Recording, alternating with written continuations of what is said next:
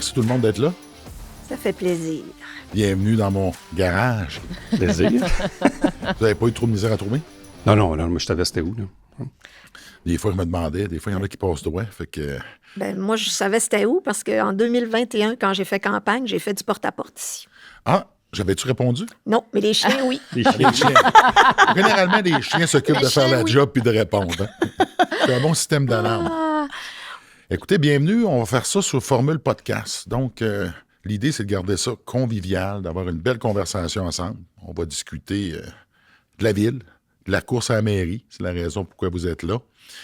Je vous dirais que je suis un peu nerveux.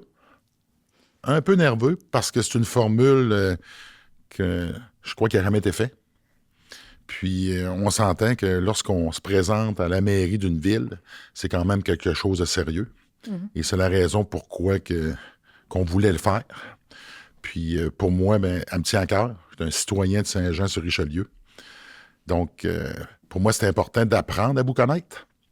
Parce qu'on prend pour acquis souvent qu'on connaît les gens qui se présentent. Mais c'est pas toujours le cas. On se connaît parce qu'on sait qui vous êtes. Mais est-ce qu'on vous connaît vraiment? Puis par la suite, ben, c'est cette personne-là qui nous représente pendant 4 ans. Puis je trouve ça important. Puis c'est vrai au niveau municipal, c'est vrai au niveau provincial, puis c'est vrai au niveau fédéral aussi. Puis je pense qu'au-delà de la formule d'essayer de se vendre ou se vendre son programme, ben moi, je crois beaucoup, je veux savoir à qui je donne mon vote. C'est qui la personne à qui je le donne. Pas juste son programme, puis qu'est-ce qu'elle représente. Fait que pour commencer, juste pour établir la formule, je m'adresse à vous comment? Par votre prénom? Ah, le prénom. Monsieur, Ça, c'est le prénom. prénom. Ben oui, tout à fait. Le prénom. Ça va avec le décor? Oui. OK, c'est correct. Fait on peut se tutoyer? Oui. Ben oui. On peut se tutoyer. On peut se tutoyer. Parfait. Première question pour vous autres. Comment ça que je suis tout seul avec un hoodie ici aujourd'hui? On y a pensé, mais on n'était pas sûr. Je sais pas, je faisais, j'y vas-tu pas? Fait que bref. On a Ça, choisi regardez pas le de même veston. suit. Pas de veston, la chemise, mais pas de hoodie, mais ça aurait pu être une bonne option. Ben, un bon choix. Je pense que pour mesdames, c'est pas nécessairement... c'est bien correct. Je trouvais des messieurs. Puis, il faut être honnête avec vous autres, c'est un choix qu'on a fait de pas De pas le dire. le dire. Ouais. On voulait voir comment vous allez venir. Puis, comme je peux voir, c'est quand même décontracté. Là. C'est pas Je trop... voulais mettre un hoodie, mais au moins, j'ai pas mis de cravate. Ouais, ben c'est sûr, au moins, vous n'avez Ouais. pas de cravate. Parce que l'idée, on est dans un garage. Là, il dit, est-ce qu'ils Ben, vont... c'est ça, ouais. Mais vous y avez pensé. Mais on est entre nous. Là. Moi, j'ai un veston, mais c'est parce que j'ai un legging. Un legging, c'est pas un pantalon. Alors, c'est pour ça que j'ai un veston. Ah, bon, moi, j'ai une bonne raison. L'important, c'est que vous soyez là. Donc, la première des choses, on a fait un tirage au sort pour déterminer l'ordre de départ. Ça fait que ce que je vais faire, je vais vous demander, dans environ 3 minutes, on se comprend qu'il n'y a pas de chronomètre, mais dans un temps raisonnable, de vous décrire, de me dire qui vous êtes. Vous des enfants, qu'est-ce que vous avez fait? Vous venez de où? Êtes-vous de Saint-Jean? Pour que j'apprenne à mieux vous connaître, puis que les citoyens apprennent à mieux vous connaître aussi. Fait que finalement, c'est un peu comme du speed dating qu'on fait aujourd'hui. Puis là, ben, c'est moi qui donne les règles. C'est bon. Ça fait que, Madame Bouchard, Parfait, ça. Écoutez, moi, les gens le savent, je suis originaire de Jonquière. Je suis arrivée à Saint-Jean-sur-Richelieu en 1992. C'est pas ma ville d'origine, mais c'est ma ville, c'est la ville que j'ai choisie avec ma famille. J'ai 4 enfants. J'avais 4 enfants. J'ai toujours 4 enfants, mais maintenant, c'est des jeunes adultes. Je suis grand-mère de 4 petits-enfants. Moi, j'ai fait une carrière surtout dans le domaine de l'éducation parce que j'ai toujours travaillé à temps partiel au Cégep Saint-Jean-sur-Richelieu, depuis que je suis à Saint-Jean. Mais j'étais à la commission scolaire des Hautes-Rivières.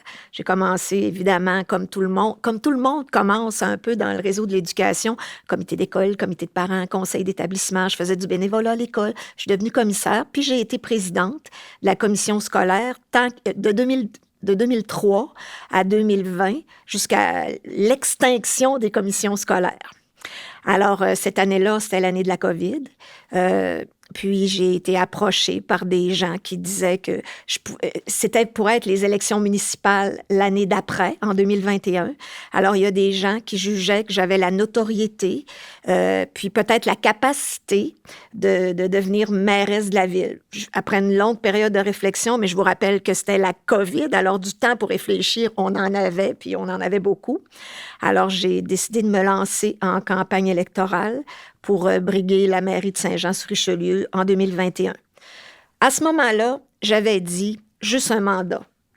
Je vais faire le ménage dans le sens où est-ce que Saint-Jean-sur-Richelieu n'avait pas nécessairement bonne réputation dans ce temps-là. Puis, on faisait beaucoup Infoman, là. Puis moi, c'est une ville que j'aime. Je le répète souvent, j'aime ma ville, c'est ma ville d'adoption, c'est la ville que j'ai choisie, puis c'est la ville qui m'a choisie en 2021. Alors, j'avais dit juste pour un mandat. Toutefois, un mandat, 4 ans, c'est pas assez. C'est pas assez parce que je pense qu'on a toutes des courbes d'apprentissage à faire quand on est maire. Je dirais que ça m'a pris 2 ans avant de devenir une mairesse avec les mains sur le volant. Puis là, 2 ans, puis c'est les élections. Alors, je considère que ça a pris 4 ans pour se doter d'outils, puis pour semer, puis 4 autres années. C'est pour ça que je brigue un 2e et dernier mandat, parce que j'ai déjà avisé que ce serait le dernier mandat, parce qu'il y a plein de choses qui vont fleurir dans les années qui viennent. Il va y avoir Mission Unité Aînée l'année prochaine. Il y a plein de choses qui sont dans la machine puis qui vont émerger. Puis je pense que je suis encore capable de contribuer. Puis j'aime ça être mairesse. Merci beaucoup. Marilyn? Oui, bien là, moi, je suis une petite fille de Talon. Dans le temps, là, il y avait Saint-Luc, tu avais Talon, l'île, le vieux Saint-Luc. Puis je suis vraiment implantée. J'ai une famille qui avait la ciergerie Mailloux. En fait, dans ce temps-là, on fournissait les chandelles pour l'armée. Puis mes grands-parents, ils ont un garage. C'est des entrepreneurs du coin qui étaient impliqués aux optimistes de Saint-Luc. Puis en fait, moi, je suis née là-dedans, dans cette vague-là de s'impliquer dans la communauté, de donner des services aux gens. Puis j'ai toujours continué comme ça à l'école, au secondaire, au cégep. Je me suis impliquée, j'ai fait des voyages à l'international. Puis par la suite, j'ai étudié en sciences politiques. En fait, j'ai toujours été passionnée de comprendre, au fond, les dynamiques politiques, de comprendre ce que les gens attendent, ce que les gens ont besoin. Puis rapidement, je suis allée travailler en politique. Je suis allée à Ottawa. J'ai travaillé pour un député qui avait des dossiers de la défense nationale. Puis on sait ici à Saint-Jean, là, on est une ville garnison. Alors, c'était des dossiers qui étaient très importants. Alors, j'ai eu le temps là, de vraiment là, aller travailler avec les différentes compagnies, avec l'armée, comprendre comment ça se passait. Puis par la suite, je suis revenue à Saint-Jean, travailler pour le député du coin, puis faire ma famille. Alors, donc, tu as des enfants? J'ai des enfants. J'ai 2 garçons, 2 adolescents. Puis, c'est vraiment la priorité à ce moment-là que j'ai choisi. Je me suis impliquée à l'école de mes enfants. J'étais justement pour toutes les activités avec les élèves et tout ça. Puis, j'ai par la suite là, été travailler pour le ministre des Affaires municipales. Là, j'ai découvert vraiment le monde municipal. J'ai compris à ce moment-là que les vrais changements qu'on pouvait opérer, là, ça se passait sur le terrain, dans ta ville, avec les gens. Parce qu'au fédéral, au provincial, on vote des grandes lois, mais au municipal, on peut faire plus. Ils nous donnent un carré de sable, là, puis on peut vraiment changer des choses. Puis moi, je suis née, j'ai vu la ville grandir. Nous, on jouait dans les boisés en arrière de chez nous, autour de l'école, au Quatre-Vents. Puis aujourd'hui, c'est toutes des choses qui sont disparues avec la construction de la ville. Et ça m'a toujours tenu à cœur de revenir de m'impliquer dans la ville pour justement ramener ce sentiment-là de communauté, ramener les services près de la population. Puis j'ai été 4 ans conseillère municipale, un 4 ans où j'ai appris énormément sur les dynamiques, où est-ce que j'ai pu amener justement une couleur d'une nouvelle génération aussi, hein, tout ce qui est le développement durable. Et aujourd'hui, là, je me présente à la mairie parce que justement, il y a encore tellement de choses à faire, ça prend tellement de temps à amener des nouvelles idées. Puis je pense qu'on a besoin d'un vent nouveau à Saint-Jean-sur-Richelieu. On va en parler des nouvelles idées, ça sera pas très long. C'est bon. C'est long, hein, quand on ne peut pas intervenir. Puis qu'on écoute, hein? François? Bien, tout d'abord, merci Hugo de l'invitation. Je trouve probablement des choses que tu as un super de beau garage. J'adore ton plancher de garage, j'ai le même chez nous. Fait que, qui suis-je? Moi, je suis un entrepreneur à Saint-Jean. Je suis natif de Saint-Jean. Ça fait 49 ans, bientôt 50 ans que je suis né ici. Fait que ça me rajeunit pas. 50 ans dans un mois. Donc, c'est ça. Ça fait 25 ans que je suis entrepreneur, que je gère mes propres entreprises. Ça fait 4 ans que je suis conseiller municipal. Ça fait 4 ans que je me bats pour défendre les intérêts de mes citoyens, défendre la volonté citoyenne. Je suis papa de 2 magnifiques enfants que j'élève seul puisque je suis veuf depuis presque 10 ans. Gars, fille? Oui, un garçon qui étudie au HEC en finance et puis ma fille s'en va en pharmacie à l'université. Bref, je suis très, très fier du parcours académique de mes enfants. Donc, c'est ça.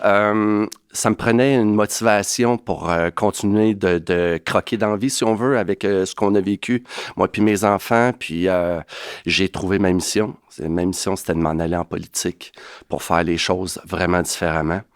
Donc, c'est ça. Fait que j'ai décidé de me présenter à la mairie pour changer le modèle d'affaires. Je pense vraiment qu'il est grand temps de changer le modèle d'affaires. Je pense qu'il est temps je pense qu'il est temps que la ville soit gérée par un entrepreneur qui est capable de créer des nouveaux revenus autrement que de toujours taxer les citoyens. C'est la vision que je veux apporter à la ville. Puis, je pense qu'on est rendu là. Je pense que ça prend quelqu'un qui est capable de prendre des décisions économiquement rentables pour notre ville. Pas des décisions qui sont politiquement payantes. C'est tellement pas mon style. Fait que c'est un peu ça. Je me présente à la mairie aussi pour casser le moule.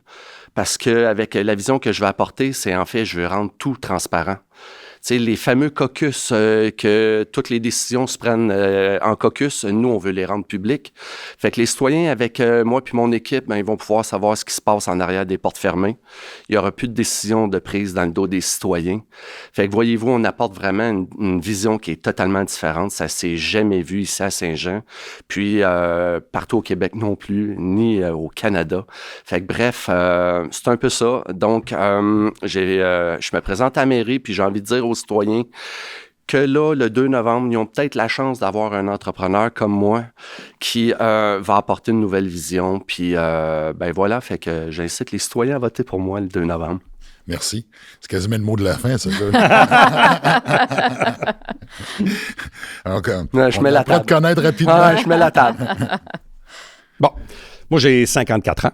Je suis papa de 3 grands-enfants. Mes plus jeunes, mes jumeaux, vont avoir 29 ans dans 2 semaines. Ils sont partis de la maison il y a déjà de cela quelques années. Je suis même grand-père d'un petit garçon de 16 mois que je suis allé visiter pas plus tard qu'hier dans le quartier Saint-Edmond parce qu'on s'en ennuie rapidement. Bon, je suis un petit gars de Saint-Jean depuis toujours. Ma famille de père en fils est à Saint-Jean depuis 200 ans. Donc, s'il y a une rue Latour à Saint-Jean, vous comprenez pourquoi. Une famille qui est implantée de très, très longue date. Moi, mon père qui est décédé, ça fait déjà 10 ans et plus, avait un garage dans le centre-ville pour réparer les airs climatisés dans les autos. Mon grand-père Maurice, du côté de ma mère, a été le premier CPA sur la rive sud de Montréal dans les années 40-50. Les gens savaient même pas c'était quoi un comptable agréé professionnel. Bref, tu sais, on est une famille, évidemment, qui a des assises dans la région. Moi, avant de travailler dans les médias, peu de gens savent ça, peut-être les plus vieux. Moi, j'étais musicien à l'origine. Moi, j'étais inscrit à Vincent d'Indy en orgue classique. J'ai joué de l'orgue à tuyaux dans les églises dans ma vie. J'ai enseigné la musique à une 50aine de personnes. J'ai travaillé même pour Yamaha pour vendre des claviers. J'ai joué 5 ans de l'orgue au parti de hockey des Lynx et des Castors au Colisée Isabelle Brasseur, puis 5 ans aussi au niveau de la clique, la Ligue d'impro. Mais finalement, c'est un concours de circonstances qui m'a amené vers la radio, puis vers la télé plus tard. Puis j'en ai fait pendant 37 ans. Tu sais, j'ai travaillé 10 ans à CKC, animateur, journaliste, recherchiste avec Paul Arcand, Jean Lapierre, André Hens, Gilles Proulx, Morning Man de fin de semaine. Puis, à l'âge de 34 ans, il y a eu une transaction importante dans le monde des médias entre Astral et Chorus. Et je me suis ramassé chez Rock Détente et Énergie. Mon patron est tombé malade. Et à 34 ans, on m'a confié les clés de la maison, directeur général de l'information pour toutes les radios du Québec. 3 ans plus tard, Astral achetait 52 stations de Radio-Canada anglais et on m'a demandé d'implanter le même modèle, de créer une salle de nouvelles pour tout le Canada anglais. Ce qui fait qu'en 2008-2009, je me suis ramassé dans le fond directeur de l'information pour Astral Radio avec une centaine de journalistes dans 50 villes au Canada. Mais pendant toutes ces années-là, j'ai toujours gardé mon émission de télé à Saint-Jean, qui me demandait à peu près 5 heures, 6 heures de travail par semaine. Mais pour bien des Joannais, j'étais le petit gars de Saint-Jean qui faisait de la télé. Puis les gens n'avaient aucune espèce d'idée que moi, dans la vie, j'étais un gestionnaire. C'est ce que j'ai fait dans mes 20 dernières années chez Astral et Bell. J'ai siégé 7 ans au conseil de presse. J'ai été membre de la FPGQ. Quand vous recevez des alertes rouges, des alertes amber, là, ça, c'était le comité NAHADS. J'ai siégé là-dessus, moi, à Toronto en 2007-2008. Puis aujourd'hui, ça fonctionne très bien. Et puis là, j'arrive à 54 ans, 37 ans de médias. Puis là, je me dis, il me reste peut-être 10 ans à travailler. Qu'est-ce que je fais? Et surtout, qu'est-ce qui peut me donner autant d'adrénaline que les médias? Et ma seule réponse, c'est la politique. J'ai été beaucoup sollicité dans les 15 dernières années, puis je trouvais que le timing n'était pas là. Là, maintenant, je regarde ma ville, je suis inquiet. Je suis inquiet parce que les dépenses augmentent plus vite que les revenus. Et je pense qu'il faut vraiment s'attarder à ça parce qu'il y a un mur qui s'en vient et il faut qu'on prenne des grandes décisions. Merci. Belle présentation. Je vous connaissais tous un petit peu, de par le fait que je m'implique dans ma région, mais ça donnait l'occasion, justement, je pense à des citoyens qui vous connaissaient moins, de pouvoir savoir qui vous êtes. Fait que merci. Super le fun. Et là, on va tomber dans les grands enjeux. Ça fait que là, moi, j'avais le goût de vous entendre parler, justement, parce que je trouve que le côté personnel, je l'ai mentionné au début, je me répète, pour moi, je trouve que c'était important, puis je pense que c'est important pour tout le monde.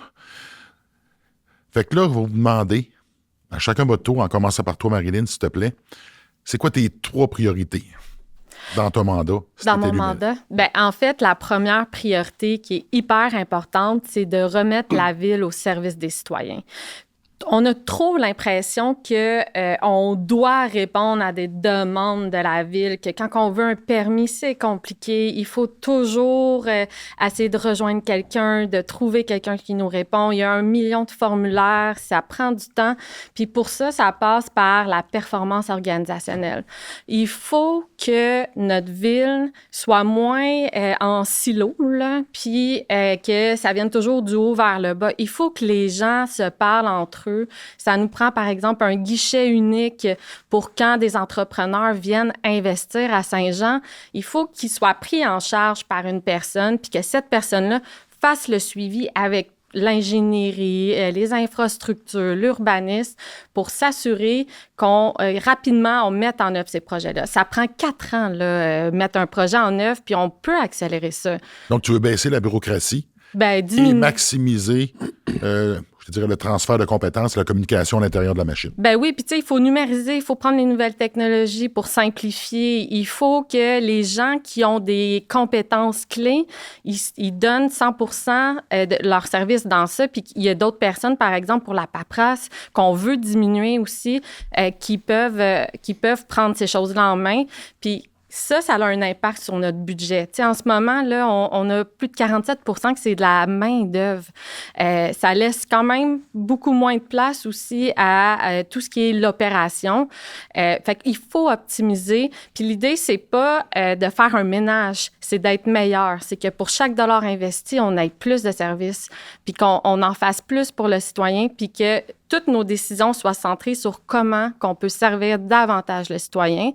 Après ça, c'est sûr qu'il y a, comme je disais, l'habitation, le transport à Saint-Jean-sur-Richelieu, pour notre économie, pour les travailleurs, pour nos étudiants, pour le trafic. Il faut moderniser notre transport, c'est une priorité. Les pistes cyclables, il faut connecter ça. Puis, il y a l'habitation, l'itinérance. On le sait en ce moment, là, c'est difficile. On manque de logements abordables, puis ça, c'est une priorité. Il faut qu'on mette des incitatifs. Par exemple, il y a des redevances à la construction. Il faut moduler ça pour qu'on ait plus de logements abordables, plus de logements sociaux, plus de logements communautaires pour justement simplifier la vie des familles. Puis même nous, on parle de l'accès à la première résidence ou au premier acheteur. On parle même de moduler la taxe de bienvenue, là. Donc, la première chose, c'est changer la façon de faire à la ville. Oui. Ensuite, l'habitation. L'habitation Et la itinérante. troisième, Le transport. le transport. Oui, Elle a eu 3 minutes. Pensez-vous que c'est correct, 3 minutes? On est capable de rentrer là-dedans? c'est dur. François, c'est à ton tour. OK. Bien, moi, je commencerai tout de suite par dire, ça fait 4 ans que je suis conseiller municipal, puis ça fait 4 ans que je vis la crise du logement. Fait que, bien évidemment, c'est la priorité numéro 1, c'est de créer du logement. Je reviendrai sur mon point. La deuxième priorité, évidemment, c'est régler le problème d'itinérance qu'on a dans le centre-ville à Saint-Jean. On n'arrête pas de m'en parler. C'est un dossier qui est très chaud, puis c'est un dossier qui, selon moi, est très urgent. On doit le régler dès maintenant. Puis le troisième point qu'on m'a le plus parlé, qu'on en a fait une priorité, c'est la protection de nos forêts. Donc, avec tout ce qui s'est fait dans le dernier mandat, la destruction éventuelle du boisé des colibris, qu'il y a eu énormément de citoyens qui se sont mobilisés pour protéger le boisé des colibris, puis que j'étais le seul élu en place qui a voté contre la destruction du boisé des colibris. Fait que, bref, c'est les 3 priorités. Puis, je dirais une 4e priorité qu'on pourrait même placer en premier, c'est-à-dire que nous, on veut remettre le droit de vote dans les mains des citoyens. Parce qu'aujourd'hui, Hugo, on appelle ça une démocratie, mais vous allez voter seulement qu'une fois par 4 ans. Dans mon livre à moi, c'est pas ça la démocratie, là. La vraie démocratie, c'est quelqu'un qui peut voter tout le temps sur tous les projets. Fait que si je reviens à mon point numéro 1, qui est le logement, nous, ce qu'on prétend, c'est qu'il faut investir massivement, si on veut, dans nos infrastructures, si on veut créer du logement. Parce qu'on peut pas faire l'inverse. On peut pas avoir la prétention de créer du logement si les infrastructures suivent pas. Concernant l'itinérance, on a eu une super de bonne idée d'implanter un poste de police de quartier qui va aider à créer un sentiment de sécurité pour nos citoyens, un sentiment de sécurité aussi pour nos commerçants, puis qui va sans doute aider à mieux intervenir puis à encadrer nos itinérants ou les gens qui flânent dans nos parcs jusqu'à tard le soir puis qui vont là pour se droguer. Fait que bref, nos priorités sont toutes énumérées sur notre site Internet. Ma collègue ici a mentionné l'accès à la propriété. C'est une de nos premières promesses électorales qu'on a rendues. Puis on était les premiers à dire qu'on pouvait financer la taxe de bienvenue sur 36 mois sans intérêt. Ça, c'est vraiment novateur, honnêtement. La loi est là, elle nous permet de le faire. Puis, il n'y a presque pas de municipalités au Québec qui le font. Puis, nous, on veut aller également encore un petit peu plus loin. C'est-à-dire que vos taxes foncières, pour aider nos citoyens, les taxes foncières, il faut que ça soit payé en maximum 4 versements. Mais nous, on fait comme pourquoi il n'y a rien dans la vie qu'on paye en 4 versements. C'est des versements mensuels pour aider les citoyens à équilibrer leur budget. Ben nous, on voudrait les répartir sur 12 mois. Tout ça pour rendre l'accès à la propriété aux premiers acheteurs plus facile. Fait qu'en gros, c'est ça. Puis j'invite tout le monde à aller voir notre site Internet. Ils sont expliqués. Notre programme électoral il est très, très bien expliqué. Merci beaucoup. Tu n'as pas l'air d'accord avec tout? Non. Mais là, Ça va, on mais va c'est pas grave. présenter tes Oui, priorités, s'il te plaît. Bon, la crise du logement. Saint-Jean, c'est la capitale de la crise du logement au Québec. On était avec Trois-Rivières, mais Trois-Rivières a amélioré son sort dans la dernière année. C'est inacceptable. On a des terrains à Saint-Jean, mais des terrains où malheureusement, on n'a pas d'infrastructure. Donc, la crise du logement, c'est la priorité numéro 1. C'est pas normal que quelqu'un n'arrive pas à se trouver un 3,5 à Saint-Jean en bas de 1 500 $. Ça, c'est la priorité. La priorité qui vient avec, évidemment, c'est les infrastructures. Puis, je l'élargirais. Il y a du monde à Saint-Jean qui ont encore de l'eau dans leur sous-sol. Il y a des secteurs de la ville où, malheureusement, on n'a pas séparé les tuyaux sanitaires et pluviales. Et évidemment, on doit s'attaquer à ça. La rue Sainte-Marie, à côté du Kentucky, pas loin de Séminaire, 3 fois par année, il y a un geyser dans la rue parce que l'eau potable se met à briser de partout. Ça n'a pas d'allure. Crise du logement, infrastructure, et là, on tombe dans l'économie. Puis l'économie, c'est à 2 volets. Je parlais tantôt de revenus et dépenses. Saint-Jean a besoin de nouveaux revenus. C'est pas normal qu'on ait perdu de 300-400 millions d'investissements au profit de Farnham, Granby et Cowansville parce qu'on n'avait plus de terrain industriel. Il faut créer des nouveaux pieds carrés industriels. Un, pour pas perdre des investissements, pour garder les travailleurs ici, mais en même temps, garder une récurrence de taxes. Et de l'autre côté, c'est la masse salariale. On a la 2e masse salariale la plus élevée au Québec. La moyenne des villes est à 40 %. Nous, c'est 47 % du budget qui s'en va en salaire. Et nous, il y a 2 semaines, on a pris un engagement de dire, il faut revoir les services. Tant mieux si on peut les maintenir, mais est-ce qu'on a encore le moyen de les maintenir sans augmenter les taxes plus que le coût de la vie? Et on a ouvert la porte à une certaine attrition. À Saint-Jean, il y a 4 des employés qui prennent leur retraite par année. Je ne dis pas qu'il faut tout abolir les postes. Je dis juste qu'à chaque fois que quelqu'un quitte, il faut se poser la question sur la pertinence de garder le poste, de transformer le poste ou peut-être même de l'abolir. Moi, je l'ai vécu dans le privé dans les 10 dernières années, dans les médias, où les revenus étaient à la baisse. J'ai fait du redressement d'entreprise. Bien, c'est plate, il faut se la poser la question. On ne peut pas, par automatisme, quelqu'un part, on affiche le poste, OK? On ne se pose pas de questions. Ça n'a aucun sens. L'économie, la rigueur budgétaire, ça doit faire partie des priorités. Merci beaucoup. Madame Bouchard.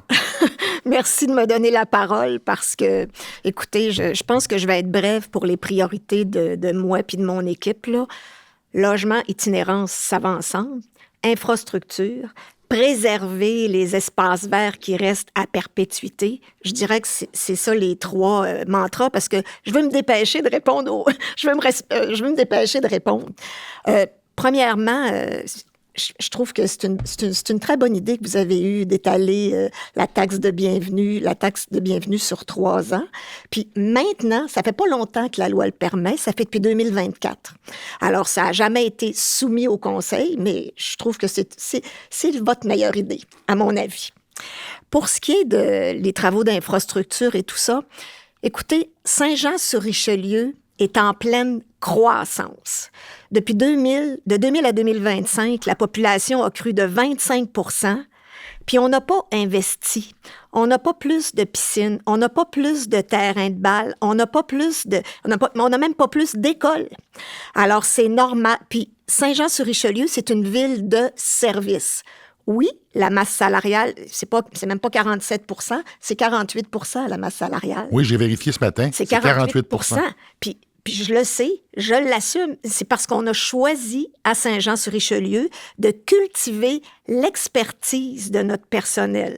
Parce qu'on s'entend qu'une ville, même si on nomme d'autres villes, mettons Brossard ou eux autres, ils n'ont pas à cause de la taxe d'agglomération, ils n'ont pas la police, ils n'ont pas les pompiers. Puis il y a plusieurs municipalités, une ville comme Longueuil ne donne pas sa masse salariale parce qu'ils donnent en impartition. Ils donnent des contrats à des sous-contractants. Ce que Saint-Jean-sur-Richelieu, on a décidé nous-mêmes d'avoir un service d'horticulture. Avant, on donnait ça à contrat. Mais c'est parce qu'on veut développer l'expertise à l'intérieur des murs. Puis je pense que tantôt, on disait que c'était tellement compliqué à l'urbanisme et tout ça. Bien, j'ai une bonne nouvelle parce que maintenant, on a un bureau de projet. Puis quand quelqu'un arrive avec un projet, c'est pas l'urbanisme qui est Dieu là, puis qui décide. L'urbanisme, avec les infrastructures, avec les loisirs, avec l'environnement, avec les travaux publics, se penche sur le projet dans sa globalité. Quant au logement, ben Saint-Jean-sur-Richelieu, mon constat, quand je suis arrivée à la mairie, c'était qu'il n'y avait aucune expertise en logement social ou abordable à Saint-Jean-sur-Richelieu. Il s'en est construit des logements depuis 4 ans. Mais oui, c'est tous des logements qui sont inabordables pour plus de 25 % de la population. Parce que ça, on le sait, qu'il y a 25 % de la population qui dépense plus que 30 % pour se loger. Puis ça les met en situation vulnérable. Alors, il y a des choses actuellement qui sont installées. Puis pour avoir eu un mandat difficile, parce que même si j'étais majoritaire quand je suis arrivée à la mairie, je considère que j'ai eu un mandat difficile où le travail d'équipe était pas facile. On a quand même réalisé des belles choses, comme par exemple, une des choses qui va stimuler le logement social, le logement abordable, c'est le fonds. Je vais être obligé de vous interrompre. C'est pas grave, j'en reparlerai tantôt. Oui. Premièrement, une chose que je veux noter, c'est que les enjeux, peu importe les candidats, se ressemblent beaucoup. Donc, on comprend qu'on identifie vraiment les enjeux qu'on a à la ville. L'autre chose que j'aime bien, c'est qu'on soit capable de reconnaître quand quelqu'un d'autre a une bonne idée. Et ça, c'est important, parce qu'à quelque part, on est tous concitoyens, puis on a tous la santé de notre ville, puis notre bien-être. Fait que ma prochaine question va toucher l'économie. On l'a mentionné, on l'a effleuré. 48 % du budget va à la masse salariale. Ensuite, j'ai vérifié ce matin, 13 % du budget est au remboursement de la dette, donc les intérêts de la dette. C'est 61 %. 80 % des revenus proviennent des taxes et des tarifs. Oui. Ouais. Donc, comment qu'on fait pour créer de la richesse, puis avec le 39 % qui reste dans le budget pour justement les infrastructures, tous les enjeux qu'on a, il n'en reste pas beaucoup, à moins qu'on continue à faire la même chose, à s'endetter, puis à pelleter par en avant. Donc, ça va être toi, François, qui va débuter. En fait, je voudrais juste ouvrir une petite parenthèse concernant la dette. On va finir l'année à peu près 292 millions de dettes pour la ville de Saint-Jean versus nos revenus qui sont à peu près de 233 millions. Tu as avancé un pourcentage du service de la dette par rapport au budget global. Mais en tant qu'entrepreneur, c'est pas comme ça qu'il faut le voir. En fait, notre pouvoir de réalisation, il est restreint puisque sur le budget total, il y a déjà 47 % qui s'en va à la masse salariale. Donc, le service de la dette qui est à peu près de 30 millions cette année, c'est le 30 millions, c'est sur ce qui reste. Fait qu'on parle d'à peu près 25 à 30 %. 32 millions. Ouais, c'est ça. Fait que là, on est rendu à peut-être à 30 % de ce qui reste qui est alloué à la dette. C'est ça que j'ai expliqué en assemblée publique. Puis de se cacher en arrière du fait que s'il y a un budget qui est équilibré, dans mon livre à moi, c'est pas vrai. On peut pas dire, puis là, toutes les municipalités le disent, qu'on est obligé de faire un budget équilibré. Ça, c'est dans le public. Parce que dans le privé, on dit pas ça. Si ta dette est plus grosse que tes revenus, c'est pas un budget équilibré. T'auras bien beau dire que tu fais un budget équilibré, ton budget est équilibré, puis tu te revires de bord, puis tu empruntes 50 millions cette année. Mais voyons, on peut-tu se dire les vraies affaires? Fait que la priorité numéro 1, c'est de régler la dette. Parce qu'à chaque année, si on parle de 30 millions par année, qu'est-ce qu'on peut faire avec 30 millions? Il y a des citoyens qui ont dit 30 millions cette année, on pourrait faire une passerelle. Il y en a d'autres qui ont dit on pourrait tout de suite demain matin créer du logement social. 30 millions récurrents par année. Et c'est là que le bas blesse. Fait que nous, c'est une de nos plus grandes priorités. On a trouvé comment générer des nouveaux revenus. Puis, contrairement à ce qui s'est dit ici par mon collègue qui arrête pas de hocher de la tête quand je parle, il veut faire du développement industriel. J'ai aucun citoyen qui a demandé de développer notre ville au niveau industriel. J'ai aucun citoyen qui a demandé une zone industrielle. Je l'ai dit à tout le monde, elle vient qui, cette idée-là? Elle vient pas de nos citoyens. Nos citoyens, ce qu'ils m'ont demandé depuis 4 ans, c'est du logement. Et moi, j'ai aucun citoyen qui me dit, François, ça prend plus d'usines dans notre ville. Puis créer des nouveaux revenus en disant aux citoyens, pour créer des nouveaux revenus, ça prend des usines.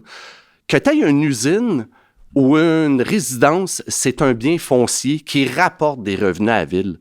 Fait que je partage pas ce qui se dit ici autour de la table. Si la priorité, c'est d'écouter nos citoyens, ce qu'ils veulent, c'est pas des usines, c'est du logement. Merci. Les gens veulent qu'on crée de la richesse.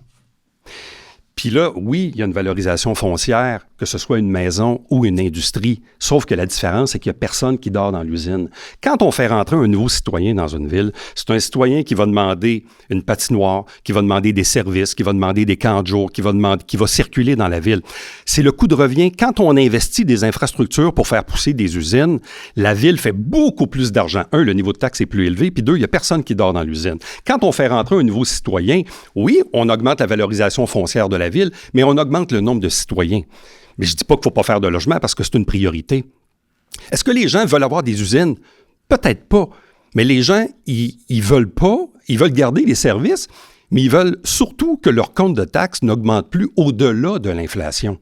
Et la seule façon de créer de la richesse dans une ville, c'est de faire entrer de l'argent via l'industriel. Il n'y a pas d'autre moyen. Il est là l'enjeu de la ville en ce moment. C'est de créer de la richesse via l'industriel parce que c'est plus payant. Comment on fait pour attirer les industries quand on les taxe beaucoup? Au cours des 2 dernières années, si je ne me trompe pas, on a augmenté les taxes sur les industries de 20 %. Donc, ça attire pas tant les nouveaux investisseurs. C'est parce qu'il y a 2-3 ans, au début du mandat, la taxe au niveau des industriels a augmenté de à peu près 11,5 %. Puis l'année suivante, c'était les citoyens qui l'ont eu au niveau du résidentiel à 7,75 %.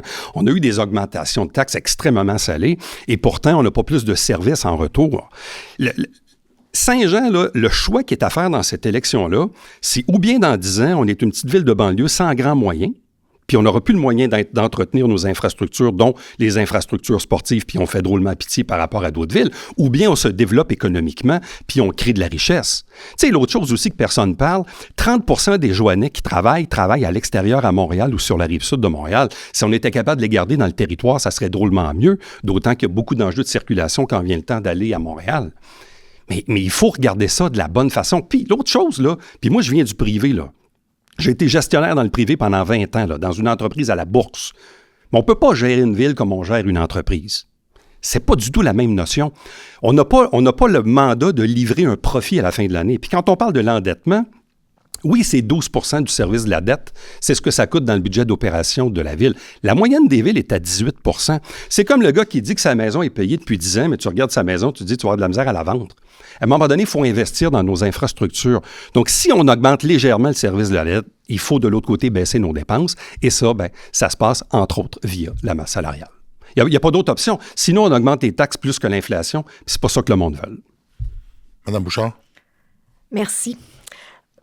On est d'accord, il faut faire rentrer de l'argent neuf à Saint-Jean-sur-Richelieu, que ce soit par les industries ou que ce soit par le tourisme d'affaires, parce qu'actuellement, on jase avec des privés pour avoir un centre de congrès de moyenne taille. Centre de congrès qui, je vous le rassure tout de suite, c'est pas la ville qui va le construire, c'est pas la ville qui va l'opérer. On serait pas bon là-dedans. Sauf que c'est ça qui fait en sorte que ça va faire entrer de l'argent neuf à Saint-Jean, puis que l'assiette fiscale, elle va moins reposer sur les épaules des résidents. La question des terrains industriels. On est en train, justement, de prendre possession de terrains au sud de l'aéroport pour avoir un nouveau parc industriel. On est même en train de passer les infrastructures pour ça. Puis, je suis tout à fait d'accord que la question de la dette, quand je suis arrivée à la mairie en 2021, notre dette était très, très, très basse. Mais c'est parce qu'on n'avait pas investi. C'est parce qu'on ne s'occupait pas de nos affaires. Puis c'est comme ça qu'on a perdu aussi la passerelle Normandie. Parce que si on l'avait il y avait eu des analyses les années avant. Puis si on l'avait réparée, probablement qu'on l'aurait gardée. Mais finalement, on l'a perdue. Puis on a failli perdre la piscine Aurélie-Rivard si on n'avait pas fait les travaux. Fait que c'est sûr que ça augmente la dette. Mais moi, je veux rassurer les citoyens parce que la dette de la ville de Saint-Jean-sur-Richelieu est encore en bas de la dette moyenne du Québec. Puis on ne sera même pas rendu au niveau de celle de Trois-Rivières ou de Brossard ou des autres en 2028. Parce qu'on fait les choses raisonnablement. Puis maintenant, on travaille beaucoup à chercher des subventions avant de faire les investissements.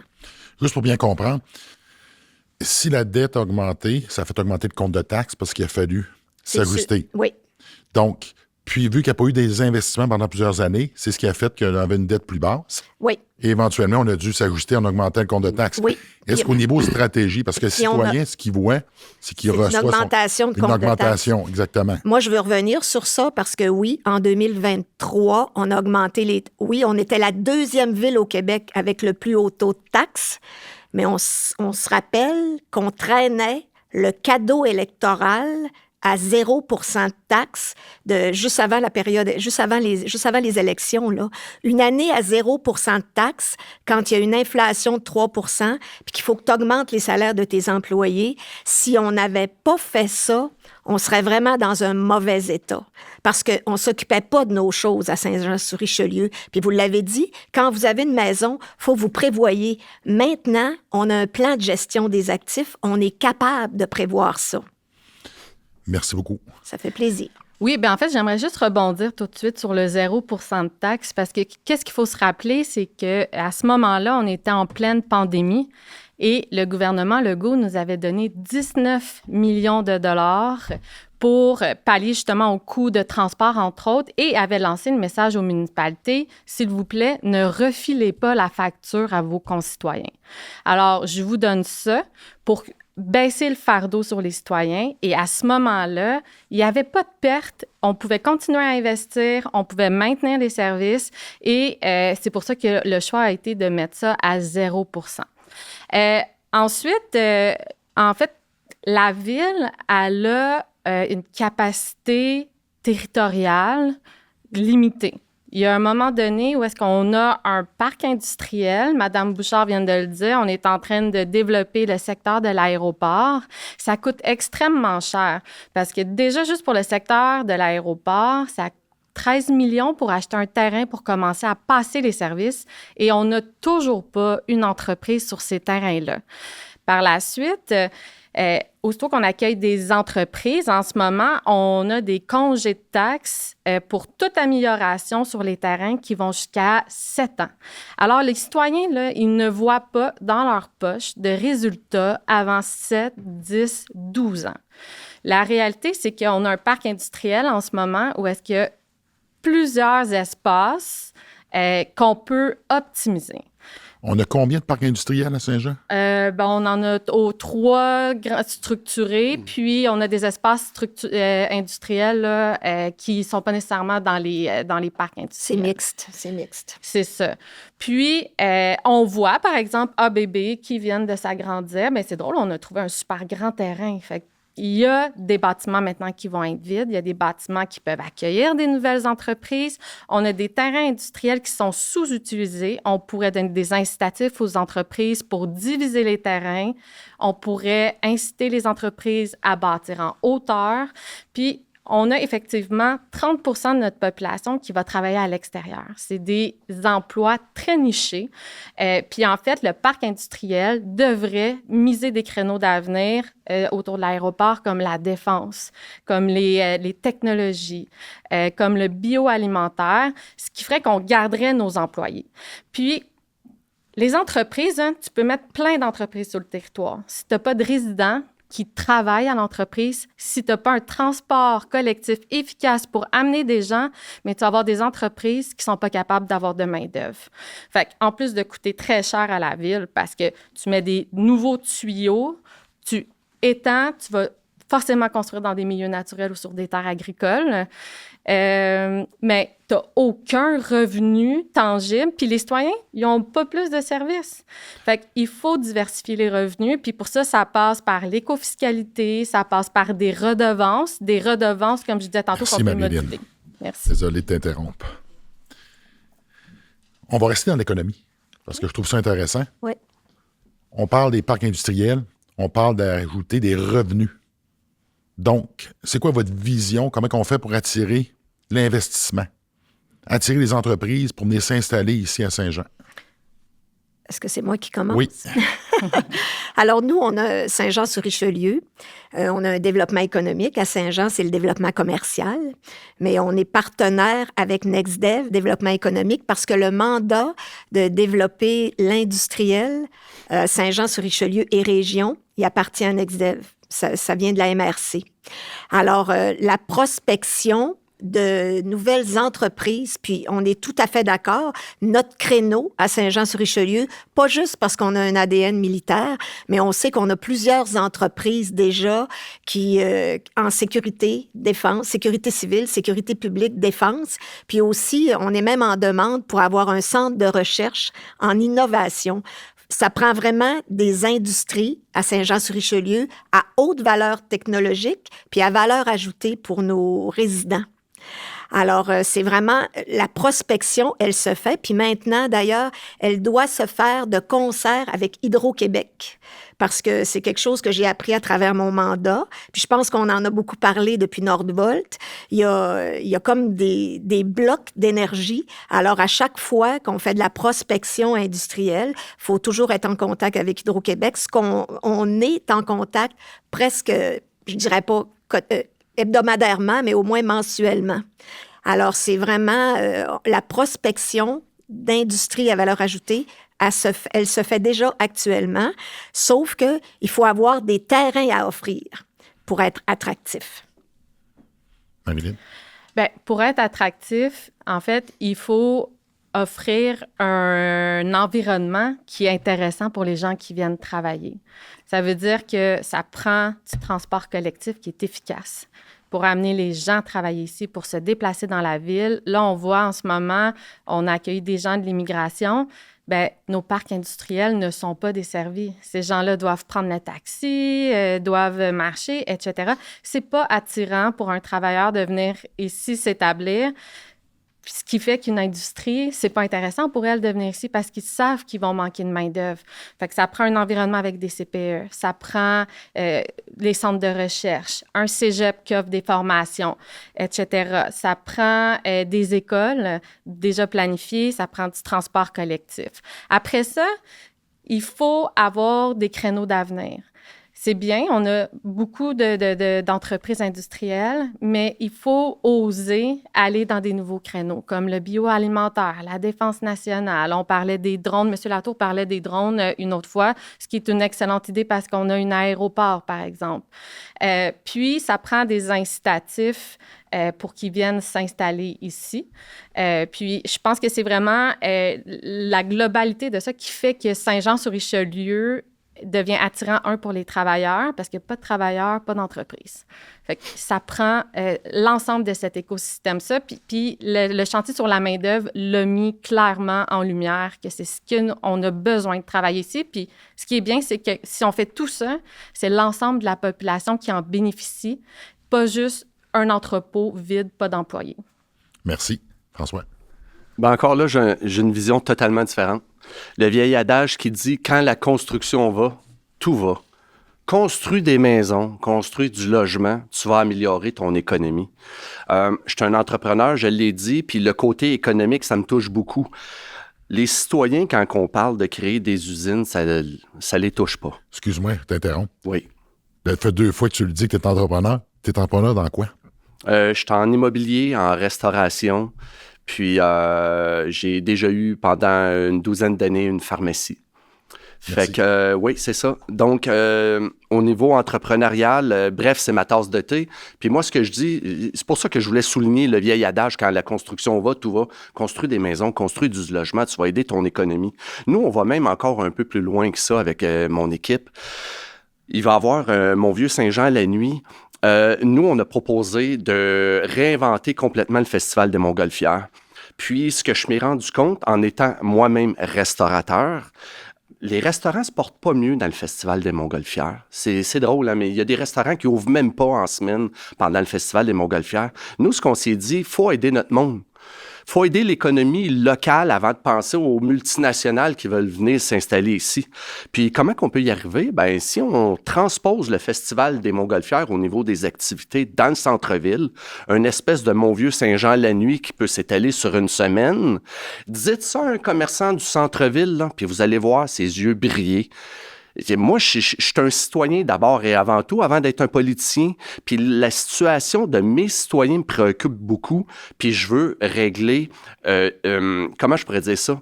Je veux améliorer le revenu d'une façon efficace, mais d'une façon ultra rapide, en faisant des moves, des choix qui sont facilement applicables, comme transposer le festival des Montgolfières dans le centre-ville pour aider nos commerçants.